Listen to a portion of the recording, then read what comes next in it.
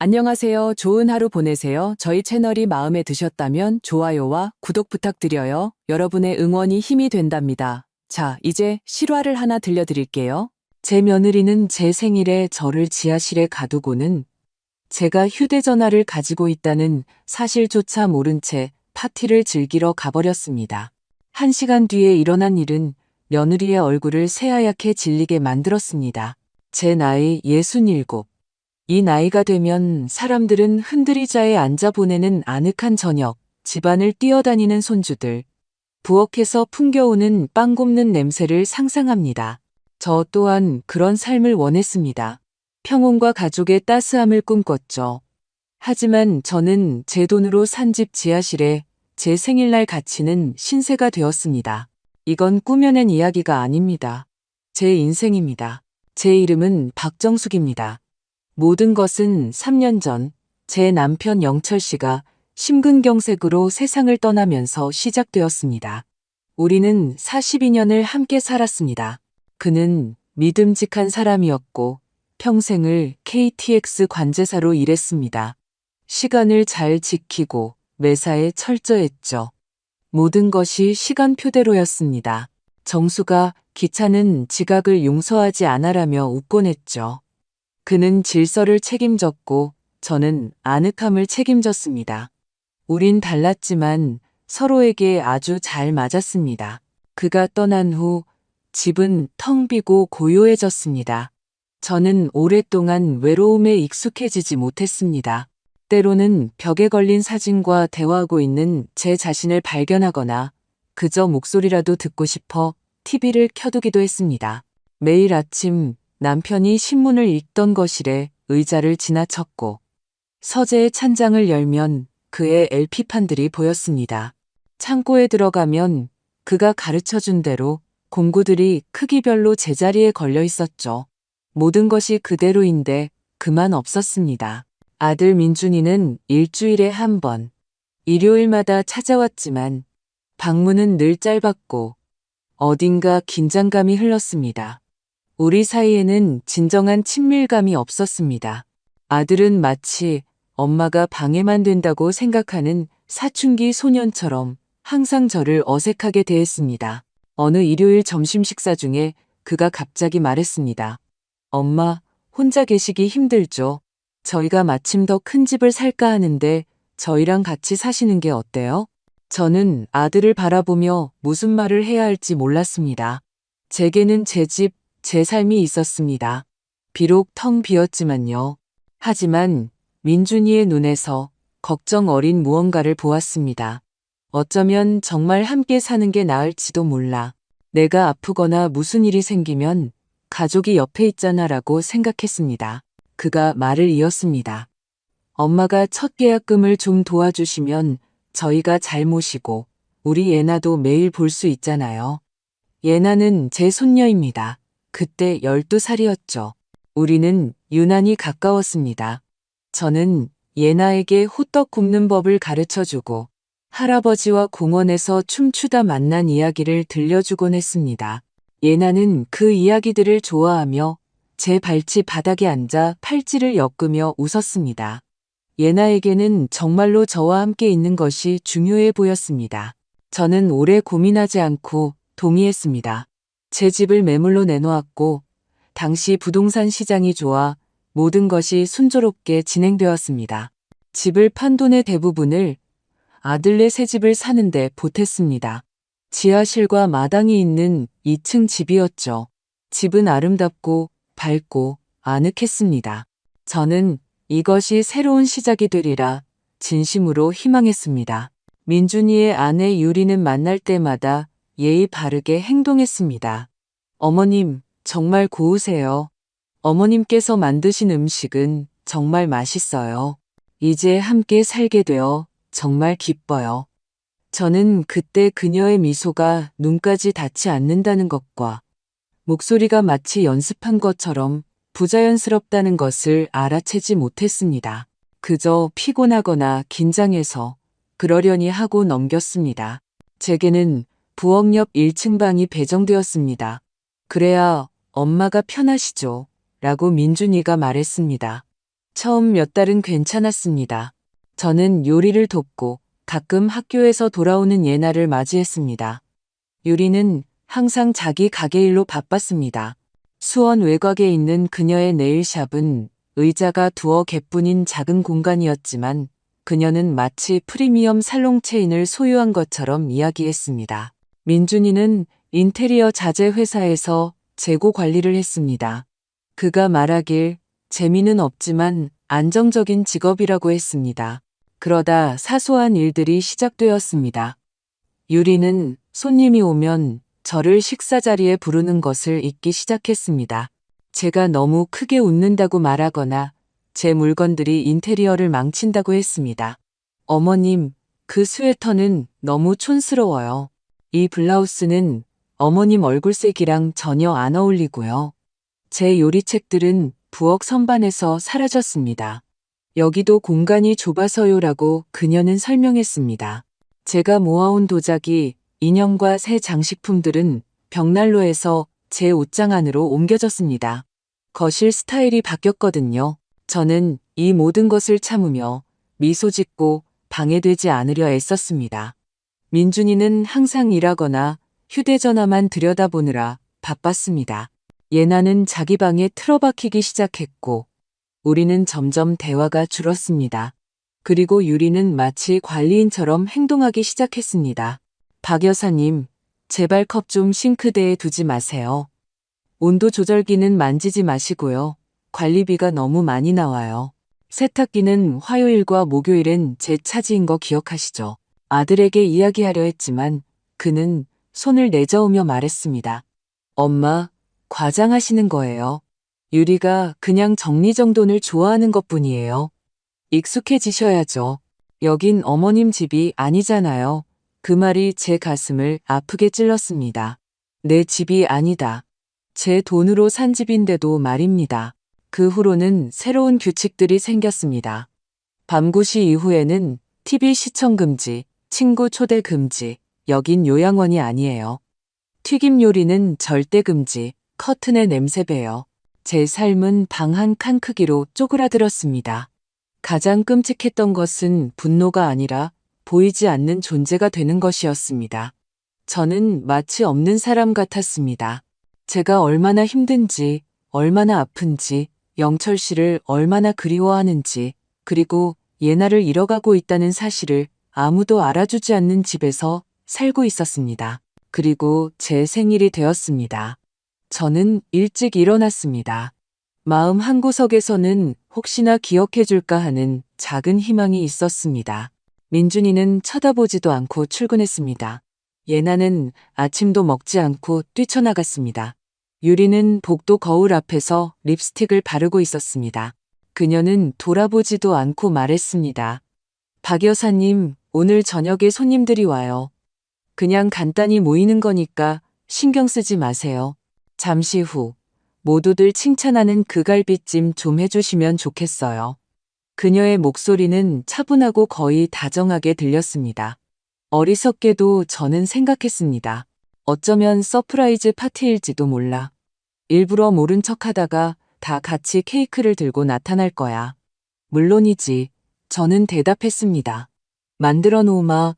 저는 온종일 부엌에서 보냈습니다. 그냥 갈비찜만 한 게 아니었습니다. 저는 마치 진짜 파티인 것처럼 요리했습니다. 그들이 정말로 저를 위해 서프라이즈를 준비해 주길 바라는 희망을 품고서요. 오래된 닭볶음탕 레시피를 꺼내고 신선한 채소를 썰고 수정과를 끓였습니다. 집안에는 아늑한 냄새가 가득했습니다. 심지어 옷도 차려입었습니다. 영철 씨가 제가 입으면 유난히 예쁘다고 했던 그 파란색 원피스를 꺼내 입었죠. 오랜만에 저는 제가 필요한 사람, 유용한 사람이라고 느꼈습니다. 모든 것이 헛되지 않기를, 이 집의 의무감 말고 다른 무언가가 남아있기를 믿고 싶었습니다. 유리는 6시쯤 마트 봉투를 들고 돌아왔습니다. 그녀는 봉투를 식탁에 내려놓고 제가 차린 음식을 힐끗 쳐다보더니 미소 없이 말했습니다. 어머, 벌써 다 준비하셨네요? 뭐, 괜찮아요. 제가 백화점 식품관에서 맛있는 안주들을 좀 사왔거든요. 다들 거기 카나페랑 샐러드를 좋아해서요. 저는 무슨 말을 해야 할지 몰랐습니다. 심장이 쿵 내려앉는 것 같았지만 애써 태어난 척했습니다. 괜찮아. 음식이 많으면 더 좋지. 유리는 제 머리부터 발끝까지 훑어보더니 원피스에 시선을 고정했습니다. 그 옷 입고 식탁에 앉으실 거예요? 뭐가 문제니? 저는 제 모습을 내려다보았습니다. 원피스는 단순하지만 단정하고 깨끗했습니다. 집에서 저녁 먹기엔 좀 너무 차려입으신 것 같아서요. 안 그래요? 그녀는 아무렇지 않게 말하고는 돌아섰습니다. 아, 그리고 손님들 오시기 전에 지하실에 좀 내려가서 난방기 좀 확인해 주세요. 옆집 박씨 아주머니가 항상 발이 시리다고 해서요. 저희가 와인 저장고도 보여주고 싶거든요. 와인 저장고라니. 실은 민준이가 마트에서 산 저렴한 와인들을 쌓아두고 자랑하는 낡은 창고일 뿐이었습니다. 저는 반대하지 않았습니다. 알겠다. 다녀오마. 이 집 지하실은 으슥했습니다. 계단은 좁고 불빛은 희미했죠. 저는 난간을 잡고 조심스럽게 내려갔습니다. 구석에 정말로 낡은 난방기가 있었습니다. 저는 스위치를 켜고 열선이 달아오르기를 기다렸습니다. 그때 위에서 발소리가 들렸습니다. 박 여사님, 유리가 불렀습니다. 난방기 찾으셨어요? 응, 작동되는구나. 저는 다시 올라가기 시작하며 소리쳤습니다. 하지만 서너 계단도 오르기 전에 둔탁한 소리가 들렸습니다. 문이 쾅 닫히고 잠금쇠가 철컥하는 소리가 났습니다. 유리야, 저는 소리쳤습니다. 문이 닫혔어. 순간 정적이 흐르고 이내 그녀의 평온하고 걱정 없는 목소리가 들렸습니다. 알아요, 박 여사님. 열어줘. 이게 무슨 장난이야? 장난 아니에요. 목소리가 차가워졌습니다. 그냥 그래야만 해서요. 저는 차가운 지하실 한가운데 서서 제가 들은 말을 믿을 수가 없었습니다. 유리야, 제발 열어줘. 오늘 내 생일이잖아. 아, 그래서 그렇게 차려입으셨구나. 그녀가 비웃었습니다. 아니요, 박 여사님. 이건 당신의 파티가 아니에요. 우린 그냥 친구들을 초대한 거고, 당신은 자주 분위기를 망치잖아요. 끝없는 옛날 이야기들을 늘어놓고, 사람들은 그런 거 재미없어 해요. 지겨워한다고요. 저는 그 자리에 못 박힌 듯 서 있었습니다. 유리야, 이럴 순 없어. 나는 걱정 마세요. 그녀가 말을 잘랐습니다. 얼어 죽진 않을 거예요. 난방기도 작동하고 먹을 것도 있으니까 조용히 계세요. 아무도 당신을 찾지 않을 테니까. 모두에게 주말 동안 친구 만나러 갔다고 말해뒀어요. 그녀는 가버렸습니다. 저는 반쯤 어두컴컴하고 축축한 지하실에 상자와 병들 사이에 파티를 기대하며 입었던 원피스 차림으로 홀로 남았습니다. 마치 손님들에게 방해되지 않도록 치워버린 낡고 쓸모없는 물건처럼요. 무섭고 고통스럽고 굴욕적이었습니다. 저는 벽 옆 낡은 의자에 앉아 눈을 질끈 감았습니다. 추위 때문인지 분노 때문인지 몸이 떨렸습니다. 그때 주머니에서 휴대전화가 만져졌습니다. 흠집난 화면의 낡은 구형 모델. 언젠가 민준이가 비상시에 전화하는 용도로는 충분할 거예요라며 주었던 바로 그 휴대전화였습니다. 그리고 저는 깨달았습니다. 지금이 바로 그 비상시라는 것을. 화면을 켜자 이 모든 시간 동안 처음으로 무언가 의지할 것이 있다는 느낌이 들었습니다. 제게는 카메라 접속 권한이 있었습니다. 한 달 전 제가 직접 집 안세 곳에 소형 카메라를 설치했었습니다. 처음에는 귀걸이와 수첩이 없어져서였지만 나중에는 그냥 불안해서였습니다. 문화센터 친구인 은경 씨가 전자제품 회사에 다니는 아들을 통해 기기 구매를 도와주었습니다. 카메라는 거의 눈에 띄지 않았습니다. 하나는 제 방에, 다른 하나는 거실에, 세 번째는 부엌에 있었죠. 저는 라이브 영상 앱을 열었습니다. 세 개의 창이 떴습니다. 손님들은 이미 와 있었습니다. 와인잔을 든 여자들, 셔츠 차림의 남자들, 웃음소리, 음악소리. 식탁은 유리가 사온 그 화려한 안주들로 가득 차 있었습니다.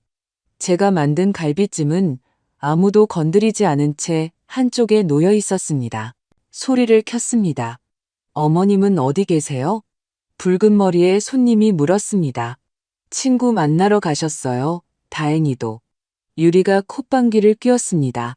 덕분에 그 지겨운 우리 영철 씨 이야기 없이 저녁을 보낼 수 있게 됐네요. 속이 뒤틀렸습니다. 부엌 카메라로 전환했습니다.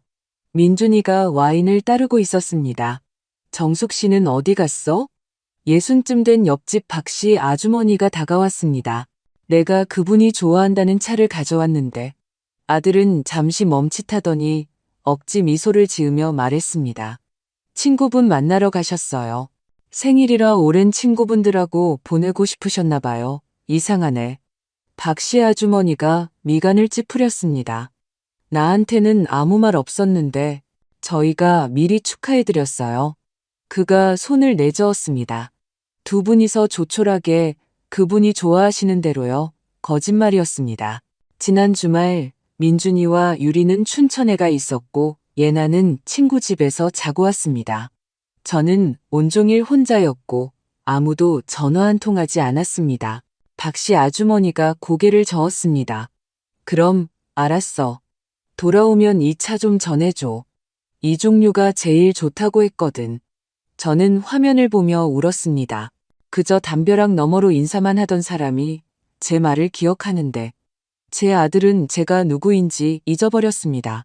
저는 절망으로부터 저를 붙드는 마지막 따처럼 휴대전화를 손에 든 채 지하실에 앉아 있었습니다. 화면 속 거실에서는 손님들이 와인과 음악, 웃음 속에서 파티를 즐기고 있었습니다. 사람들은 먹고 이야기하고 어떤 강의나 유리의 네일샵, 쇼핑, 날씨에 대해 떠들었습니다. 그리고 제가 희망을 담아 만들었던 그 갈비찜은 식탁 맨 끝에서 아무도 손대지 않은 채 놓여 있었습니다. 누군가 카나페 쟁반을 옮기면서 갈비찜을 완전히 가려버리는 것까지 보았습니다. 부엌 카메라로 돌렸습니다. 그가 나타났습니다. 이런 저녁 모임에는 어울리지 않게 너무 차려입은 비싼 양복을 입은 키 큰 남자였습니다. 뒤로 단정하게 빗어넘긴 검은 머리, 불쾌할 정도로 교활한 표정의 갸름한 얼굴. 저는 그를 즉시 알아봤습니다. 이진우 씨, 제 전 재무 상담사였습니다. 언젠가 영철 씨가 죽은 후 민준이가 추천해준 사람이었습니다. 엄마는 이런 거 잘 모르시잖아요. 믿을 만한 사람이에요. 우리 지인들 다 이 사람이 도와줘요. 저는 몰랐습니다. 믿었죠. 이진우는 분기마다 한 번씩 찾아와 어떤 서류와 그래프를 보여주며 모든 것이 괜찮다고 말했습니다. 저는 고개를 끄덕였습니다. 믿었죠. 그리고 지금 아무도 기억하지 못하는 제 생일에 그는 제 집에 와 있었습니다. 유리의 손님이었습니다. 그녀는 그의 팔짱을 끼고 다정하게 뺨에 입을 맞추고 다른 사람들에게 소개했습니다. 하지만 저는 그들의 눈빛을 보았습니다. 단순한 지인이 아니었습니다. 너무나 가깝고 너무나 따뜻했습니다. 몇 분 후 이진우와 유리는 부엌에 있었습니다. 카메라는 바로 그곳을 향해 있었습니다. 그들은 가까이, 너무나 가까이 서 있었습니다. 늦었네. 그녀가 말했지만 목소리에는 책망이 없었습니다. 오히려 거의 장난기가 섞여 있었죠. 회의가 길어졌어. 그가 대답했습니다. 그러고는 주위를 둘러보았죠. 그분은 지하실에. 유리가 와인잔을 기울이며 대답했습니다. 손님들 때문에 그런 줄 알 거야. 그녀는 죄책감이라곤 한 점도 없는 미소를 지었습니다. 의심 없이 전혀 아무것도 몰라. 유리가 말을 이었습니다. 민준 씨는 이미 동의했어.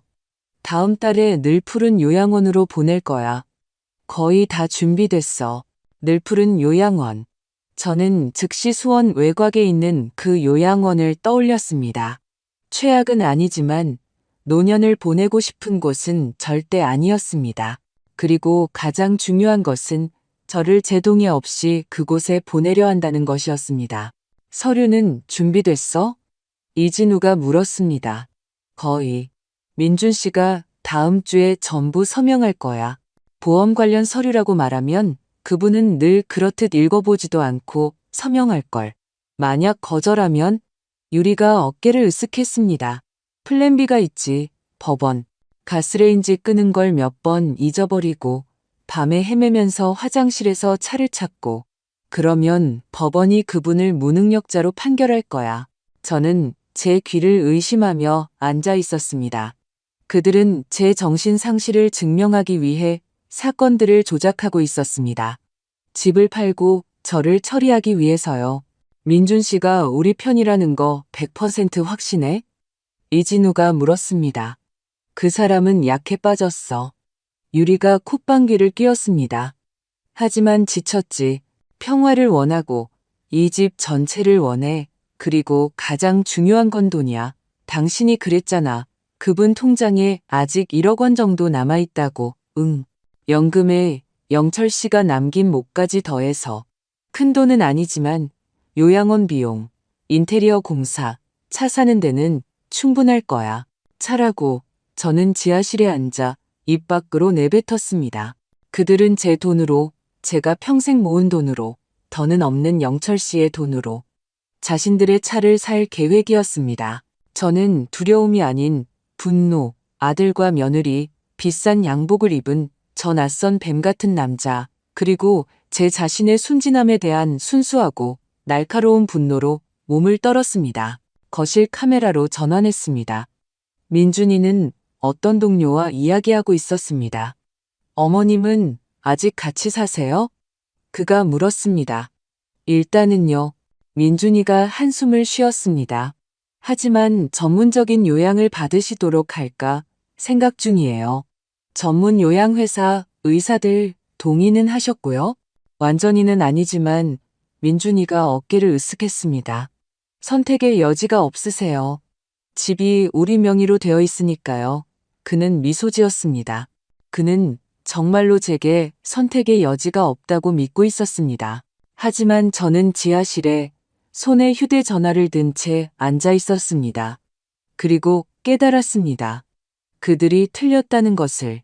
저는 소리를 끄고 반쯤 어두운 지하실에서 제 숨소리만 들으며 가만히 앉아 있었습니다. 정신을 차리고 생각하고 결정을 내려야 했습니다. 지금 무너지면 그들이 저를 법적으로, 정신적으로, 육체적으로 파괴할 것이라는 것을 알았습니다. 저는 짐이었습니다. 조용히 처리할 수 있는 할머니였죠. 하지만 제게는 그들이 계산에 넣지 않은 것이 있었습니다. 카메라, 녹화 기록, 그리고 제 딸 지연이. 우리는 거의 7년 동안 말을 하지 않았습니다.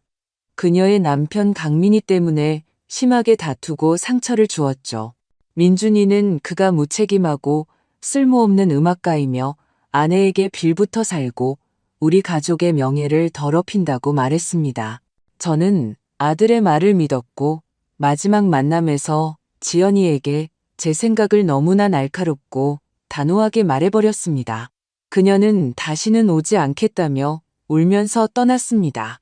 전화를 걸어보려 했고 편지도 썼지만 답이 없었습니다. 시간이 지나면서 딸을 잃었다는 사실을 받아들였습니다. 저는 휴대전화를 꺼내 이메일을 열었습니다. 손가락이 떨렸습니다. 저는 이메일을 자주 쓰지 않았습니다. 기껏해야 약국 주문이나 광고 메일 정도였죠. 하지만 무언가가 스팸함을 보라고 속삭였습니다. 그리고 거기 그녀의 편지들이 있었습니다. 6년 동안 하나씩. 처음에는 망설이는 듯 따뜻하게, 그 다음에는 간절하게, 나중에는 고통스럽게. 엄마, 아직도 기다리고 있어요. 보고 싶어요. 원망 안 해요. 그냥 우리 얘기 좀 했으면 좋겠어요. 전화를 안 받으시네요. 이걸 읽으실지 모르겠지만 그냥 엄마를 잊을 수가 없어요. 우리 아들, 아빠 이름 따서 영철이라고 지었어요. 벌써 3살인데 아빠랑 똑같이 생겼어요. 파란 눈에 웃는 모습까지요. 저는 읽으며 울었습니다. 그리고 깨달았습니다. 이 모든 시간 동안 그녀는 곁에 있었습니다. 제가 몰랐을 뿐, 물론 이제 모든 것이 분명해졌습니다. 유리가 전화를 가로채고 편지가 자동으로 스팸함으로 가도록 설정해둔 것이었습니다. 그녀는 저를 혼자 남겨두기 위해 모든 짓을 다 했습니다. 하지만 지연이는 저를 잊지 않았습니다. 외면하지 않았습니다. 그리고 그녀는 사회복지사였습니다. 저처럼 도움이 필요한 노인들을 돕는 일을 하고 있었죠. 저는 전화 아이콘을 누르고 번호를 입력했습니다. 손이 떨렸습니다. 신호음이 한 번, 두 번, 세 번, 다섯 번째 신호음에서 따뜻하지만 지친 목소리가 들렸습니다. 여보세요? 지현아.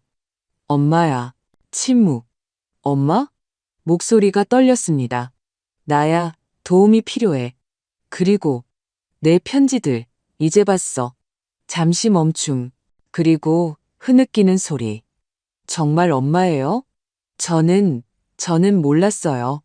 지연아, 맹세해. 난 몰랐어. 이건 전부 유리 짓이야.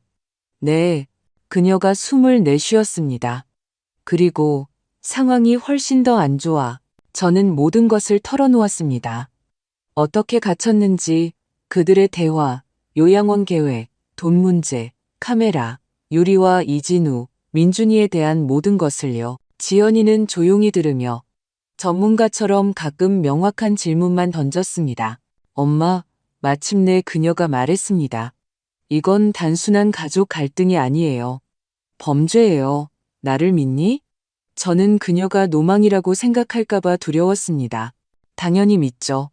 저는 이런 사례를 매주 봐요. 하지만 엄마는 증거가 있고 제가 있잖아요. 저는 참지 못하고 울음을 터뜨렸습니다. 우리가 제대로 처리할 거예요. 그녀가 말을 이었습니다. 이제 단계별로 해요. 모든 편지와 영상을 저장해서 저한테 보내세요. 어떻게 하는지 설명해 드릴게요. 그 다음 제가 경찰과 변호사에게 전화할게요. 1시간 반 뒤에 도착할 거예요. 가는 길에 필요한 조치를 다 해놓을게요. 우리는 단계별로 진행했습니다. 저는 편지, 스크린샷, 기록들을 보냈고 그녀는 모든 것이 도착했는지 확인했습니다. 이제 경찰에 전화할게요. 그녀가 말했습니다. 엄마, 힘내세요. 모든 게 잘 될 거예요. 지금 가고 있어요. 우리는 전화를 끊었습니다. 저는 휴대전화를 내려놓고 눈을 감았습니다. 오랜만에 외롭지 않았습니다. 제게는 딸이 있고 기회가 있었습니다. 그리고 저는 더 이상 침묵하지 않을 것입니다. 지연이와 통화한 후 오랫동안 얼어붙어 있던 무언가가, 즉 살고 싸우고 포기하지 않으려는 의지가 꿈틀거리는 것을 느꼈습니다. 모든 것이 어떻게 끝날지는 몰랐지만 낡은 가방처럼 요양원에 보내지지는 않으리라는 것은 분명히 알았습니다. 다시 거실 카메라를 켰습니다. 파티는 한창이었습니다. 유리는 와인잔을 손에 들고 손님들 사이를 오가며 웃음꽃을 피웠습니다. 그녀는 마치 인생의 주인처럼 빛나고 있었습니다. 민준이는 구석에 앉아 약간 비틀거리며 와인잔을 들고 있었습니다. 그의 얼굴에는 이상한 표정이 완전히 즐겁지도 슬프지도 않은, 마치 어딘가 먼 곳에 있고 싶어하는 듯한 표정이 어렸습니다. 소리를 켜자 그가 이웃에게 말하는 소리가 들렸습니다. 모르겠어요. 늘 푸른 요양원이 최선의 선택은 아닐지도 몰라요. 후기를 보니 직원이나 식사에 대한 불만이 많던데 뭔가 좀. 이웃이 어깨를 으쓱했습니다. 대신 저렴하잖아. 자네가 거기 살 것도 아닌데 뭘. 자네에겐 가족도 있고 딸도 있는데 최고급 요양원은 감당 못해. 그래도 우리 엄마인데. 민준이가 중얼거렸습니다. 그럼 엄마를 자네 방에서 재울 건가? 둘은 웃음을 터뜨렸습니다. 제 가슴 속에서 무언가 툭 끊어지는 것 같았습니다. 존중은 말뿐이었고 사랑은 습관이었으며 보살핌은 할당량이었습니다. 부엌으로 카메라를 전환했습니다. 이진우와 유리가 다시 단둘이 있었습니다. 술잔, 속삭임, 침묵. 더 이상 귀 기울이지 않았습니다. 모든 것이 이미 분명했으니까요. 그때 예나가 화면에 나타났습니다. 잠옷 차림으로 부엌을 지나 냉장고 앞에서 멈췄습니다. 계단 쪽을 바라보며 시선을 멈추더니 갑자기 지하실 문을 열었습니다. 할머니? 그녀가 속삭였습니다. 저는 하마터면 휴대전화를 떨어뜨릴 뻔했습니다. 예나야. 제가 가까이 다가가며 대답했습니다. 나 여기 있어. 아이는 안으로 들어왔습니다. 얼굴은 겁에 질려 어쩔 줄 몰라 했습니다. 정말이에요? 엄마가 정말 할머니를 가둔 거예요? 저는 고개를 끄덕였습니다. 저는 제가 이해 못하는 줄 알았어요. 하지만 다 알아들었어요. 할머니. 그들이 요양원에 대해 말하는 것도, 엄마가 할머니가 눈치채지 못할 거라고 비웃는 것도 들었어요. 그녀는 맨 아래 계단에 앉았습니다. 아빠는 다 알면서도 아무 말 안 해요. 항상 조용해요. 저는 예나를 보며 심장이 죄어오는 것을 느꼈습니다. 제가 잃어가던 바로 그 손녀가 모든 것을 보고 느끼고 있었습니다. 할머니, 저는 뭘 해야 할지 몰랐어요. 네가 와준 것만으로도 충분해. 그녀가 한숨을 쉬었습니다. 그들은 할머니가 떠났다고 스스로 원해서 갔다고 했어요. 하지만 전 안 믿었어요. 엄마가 할머니가 너무 시끄럽다고, 진작에 치워버렸어야 했다고 말하는 걸 들었어요. 잠시 침묵. 그들은 할머니를 사랑하지 않아요. 하지만 저는 할머니가 보고 싶어요. 저는 예나의 손을 꽉 잡았습니다. 나도 네가 보고 싶단다, 우리 아가. 매일매일. 이제 어떻게 해요? 예나가 속삭였습니다. 이제 어떻게 될까요? 너는 지금 가야 해. 저는 생각했습니다. 물 마시러 온 척해. 그들이 네가 나를 찾았다는 걸 알면 안 돼. 예나는 망설였습니다. 하지만 또 가둘 텐데요. 나는 혼자가 아니야. 내 이모, 지연이 이모가 오고 있어. 경찰도 불렀단다. 다 잘 될 거야. 예나는 놀랐습니다. 지연 이모요? 이모가 존재해요? 그럼, 아가. 그리고 너한테는 사촌도 있단다. 얘기 못 들었니? 아니요. 그녀가 고개를 저었습니다. 그냥 이모가 떠나서 다시는 안 돌아올 거라고, 나쁜 사람이라고만 했어요. 저는 그저 미소 지었습니다. 아주 착한 사람이란다. 그리고 거의 다 왔어. 조금만 더 참으면 돼. 우리는 서로를 안았습니다. 저 다시 올게요. 예나가 속삭였습니다. 할머니를 여기 혼자 둘 수 없어요. 너는 이미 가장 중요한 일을 했어. 이제 가렴. 문을 잠그지 않고 닫아만 둘게요. 그녀가 말했습니다. 그러면 만약에 할머니가 나오실 수 있을 거예요. 그녀는 위로 올라갔습니다. 몇 초 후 유리의 목소리가 들렸습니다. 너 어디 갔었어? 물 마시러요. 예나가 차분하게 대답했습니다. 목이 말라서요. 내 파란색 물병 찾느라 오래 걸렸구나. 유리가 무언가 중얼거리며 가버렸습니다. 저는 숨을 내쉬었습니다. 제게는 다시 희망이 생겼습니다. 제 손녀는 무너지지 않았고 제 딸은 곧 올 것이며 진실은 제 휴대전화 안에 있었습니다. 20분쯤 지났습니다. 저는 여전히 지하실에 앉아 3개의 카메라 창이 돌아가는 휴대전화를 무릎에 놓고 있었습니다. 집은 점차 조용해졌습니다. 손님들이 떠나기 시작했습니다. 누군가는 문 앞에서 작별 인사를 하고 누군가는 복도에서 스카프나 모자를 챙기며 꾸물거렸습니다. 와인은 거의 바닥났고 웃음소리는 힘이 빠졌습니다. 화면에는 몇 시간 전만 해도 오늘이 누구의 생일인지조차 기억하지 못했던 바로 그 얼굴들이 비쳤습니다. 저는 육체적인 피로가 아닌 감정적인 피로를 느꼈습니다. 손가락이 떨리고 머리가 윙윙거렸지만 버텼습니다. 얼마 남지 않았습니다. 지연이는 가까이 오고 있고 경찰도 곧 도착할 것입니다. 메시지를 확인했습니다. 엄마, 가는 중이에요. 경찰은 15분 뒤에 도착할 거예요. 절대 포기하지 마세요. 우리가 곁에 있어요. 잠시 눈을 감았습니다. 그때 위에서 소음이 들렸습니다. 문이 쾅 닫히고 웃음소리, 마지막 손님들이었습니다. 잠시 후 유리의 목소리가 들렸습니다. 휴, 드디어 다 갔네. 그러게. 민준이가 중얼거렸습니다. 거실 카메라를 켰습니다. 그는 약간 취한 채 소파에 앉아 있었습니다. 피곤해. 이마를 문질렀습니다. 빨간 원피스를 입은 유리가 신발을 벗어던지고 그의 옆에 앉았습니다. 당신 어머니는 정말 분위기 망치는 데는 선수라니까. 그녀가 와인을 홀짝이며 말했습니다. 여기 있지도 않았잖아. 그가 중얼거렸습니다. 바로 그거지. 그리고 그 갈비찜 말이야. 보기 흉해서 치워버렸어. 그가 그녀를 쳐다봤습니다. 유리야, 우리 너무 심한 거 아니야? 그녀가 그에게 획 돌아섰습니다. 심하다고?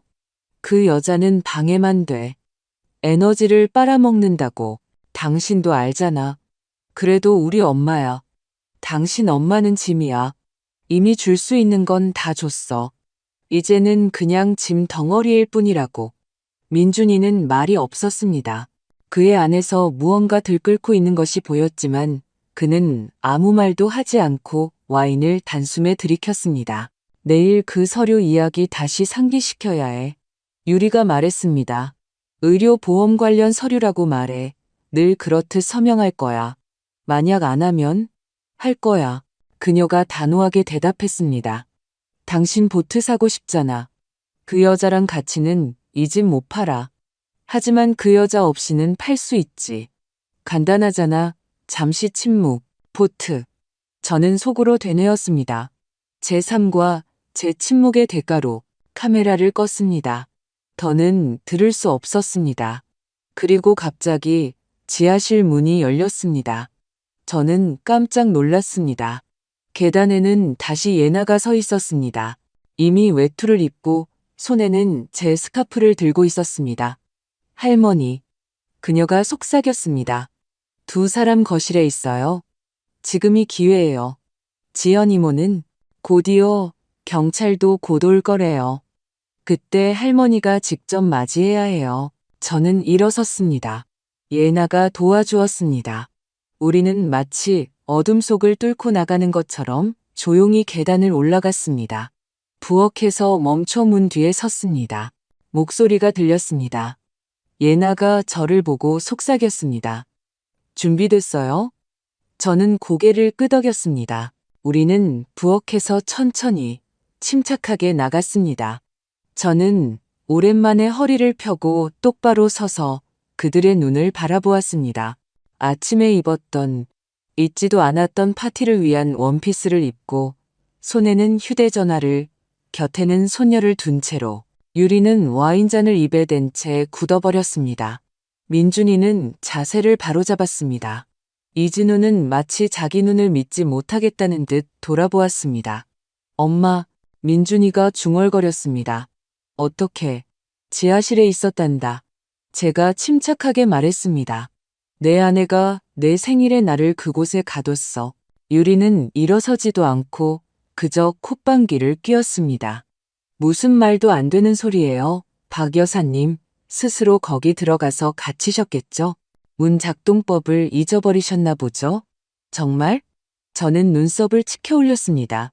그런데 왜 열쇠가 바깥에서 돌아가 있었고 나는 문을 열 수 없었을까? 유리는 이미 일어서 있었습니다. 과장하지 마세요. 이건 오해예요. 그럼 요양원에 대한 것도 오해겠구나. 내 동의 없이 서명을 준비하고 있던 서류들도 당신과 이진우 씨가 내 계좌에서 빼내고 있던 돈도 전부 오해겠네. 침묵이 흘렀습니다. 거짓말이에요. 유리가 내뱉었습니다. 저는 전화기를 꺼내 들었습니다. 그럼 이건 녹화 영상이고 그리고 두 사람이 요양원으로 저를 보내고 집을 처분할 계획을 논의하던 부엌 영상을 틀었습니다. 유리의 얼굴이 새하얗게 질렸고 이진우는 시선을 떨궜습니다. 민준이는 두 손으로 얼굴을 가렸습니다. 나한테는 전부 다 있어. 녹화 기록?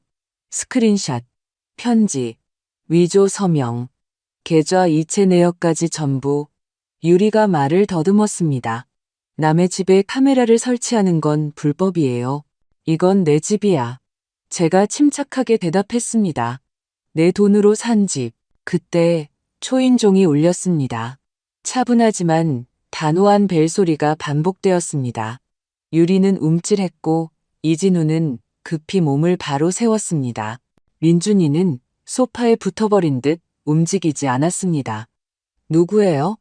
유리가 물었지만 그녀는 이미 답을 알고 있었습니다. 목소리가 떨렸습니다.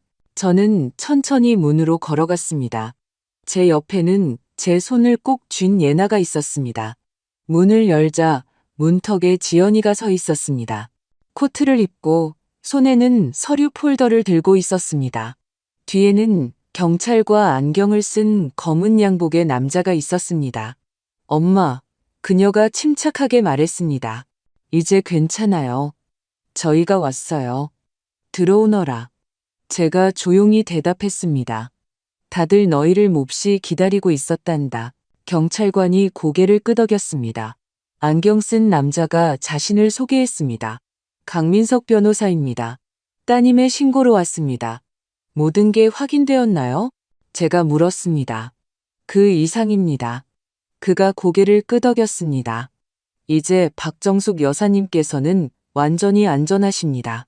이 순간부터 아무도 여사님이나 여사님의 재산을 마음대로 처분할 수 없습니다. 우리는 거실로 들어갔습니다. 유리는 이미 평상복으로 갈아입고 있었습니다. 민준이는 여전히 그대로 앉아 있었고 이진우는 벽에 기대어 서 있었습니다. 경찰관이 짧게 자신을 소개했습니다. 이경희입니다. 불법 감금 및 금융사기 혐의 신고건으로 출동했습니다. 이건 전부 거짓말이에요. 유리가 소리쳤습니다. 저 노망난 늙은이가 자기가 자기를 가둔 거라고요? 저희에게는 영상 기록이 있습니다. 변호사가 말했습니다. 그리고 서신, 은행 거래 내역, 위조 서류, 그리고 이 집에 있던 아이의 증언도 확보했습니다. 유리의 얼굴이 하얗게 질렸습니다. 나 여기서 이딴 헛소리 듣고 있을 수 없어요. 그녀가 소리쳤습니다. 최유리 씨, 경찰관이 침착하게 그녀를 제지했습니다. 지금 무언가를 지시할 입장이 아니십니다. 접수된 신고에 따라 조사가 진행될 것입니다. 당분간은 이 도시를 떠나지 마시길 바랍니다. 그는 이진우에게 돌아섰습니다. 그리고 당신은 저와 함께 가주시죠. 무슨 근거로요? 그가 소리쳤습니다. 저는 상담사일 뿐입니다. 모든 건 그분의 동의하에 진행됐어요. 동의라고요? 제가 위조 서명 스크린샷을 꺼내며 반문했습니다. 이거요? 변호사가 이미지를 쳐다봤습니다. 이 서명은 필적 감정 결과 위조로 판명되었습니다. 조사는 이미 시작되었고요. 당신은 박정숙 여사님의 이름으로 서류에 서명했습니다. 이건 형사처벌 대상입니다. 이진우의 얼굴이 어두워졌습니다. 저는 그냥 도왔을 뿐입니다. 당신 자신을 도왔겠죠. 지연이가 차분하게 대답했습니다. 그리고 힘없는 노인이라고 생각한 사람을 이용해서 당신 친구도 도왔고요. 경찰관이 이진우를 데리고 나갔습니다.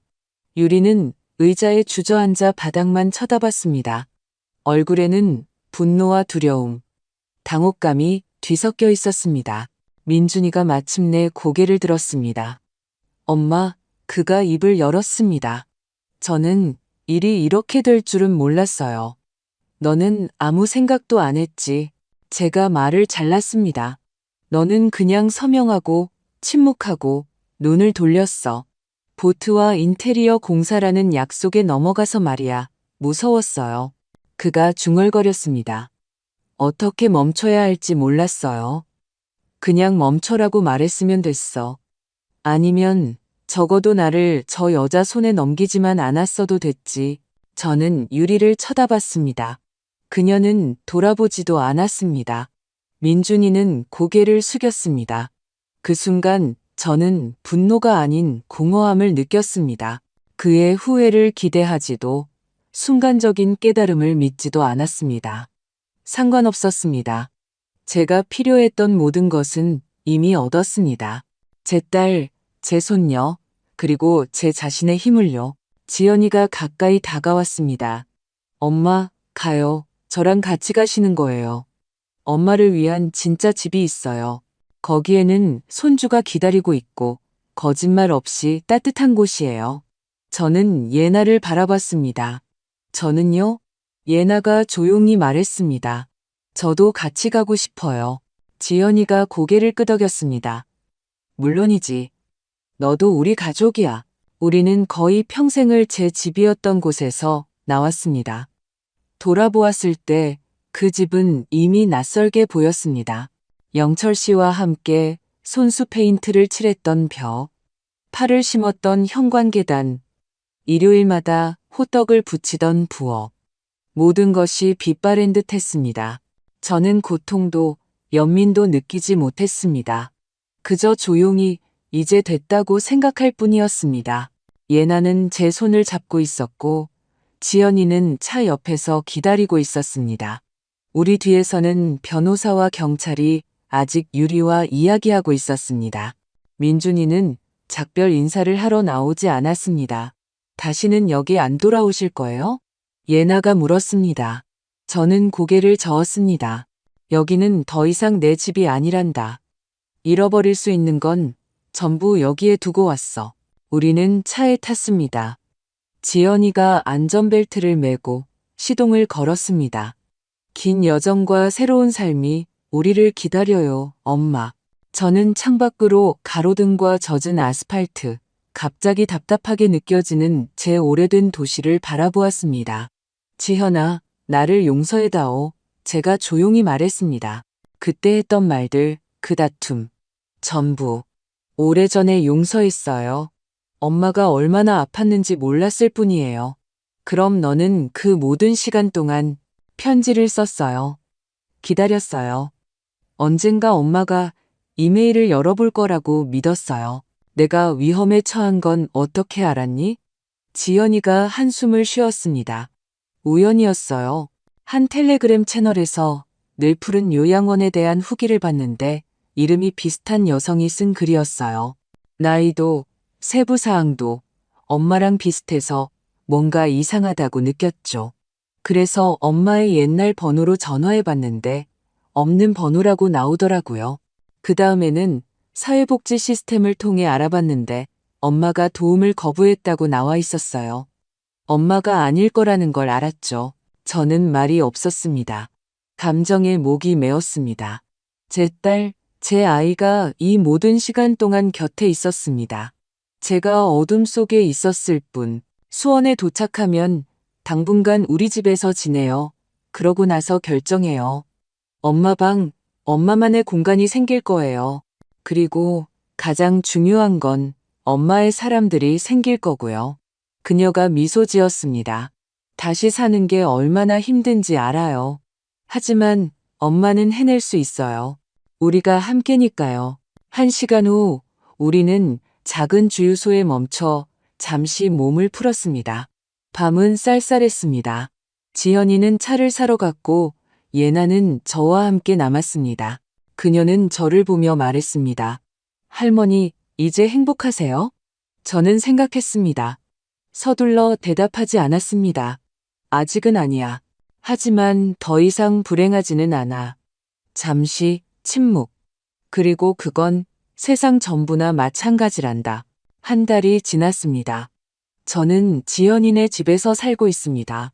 아늑하고 소박하지만 아주 인간적인 곳입니다. 우리는 함께 저녁을 준비하고 손주는 제게 그림을 가져다 줍니다. 예나는 주말마다 옵니다. 저는 다시 사람들 속으로 나갔습니다. 65세 이상 클럽을 찾아 금요일마다 그곳에 갑니다. 거기서는 노래하고 장기를 두고 삶이 있습니다. 그 집은 팔렸습니다.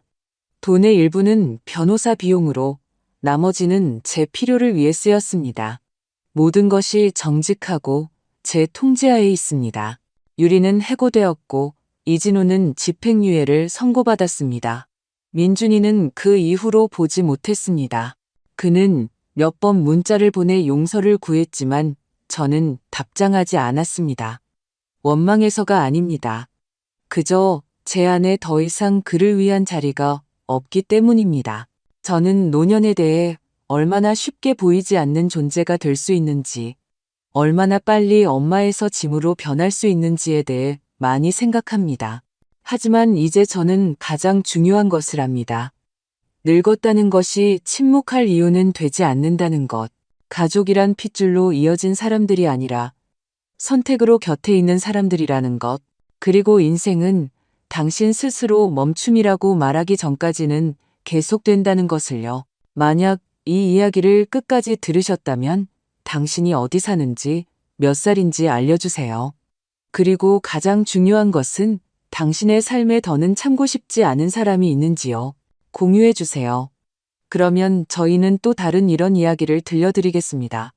왜냐하면 여기는 동화가 아닌 현실이니까요.